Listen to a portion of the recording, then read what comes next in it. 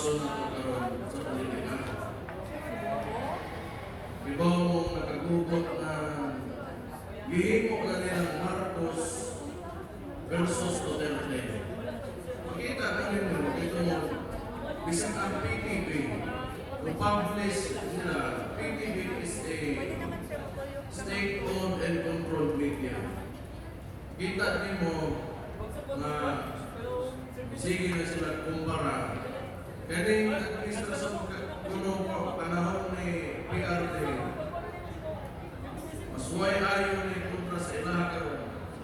Kaning crime rate, mas grabe sa una, ilari karon.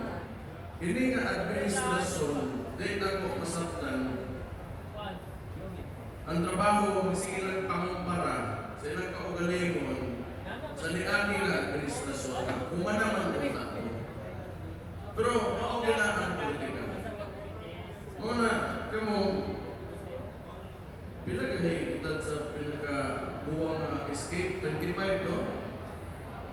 24? Ano? Karoon pa lang, kailangan magtuon na yun mo na active yun yung partisipasyon pag-abot sa politika, labi na sa iyong mga lugar. Dahil, ahang First District rin. First District. Naya, First District!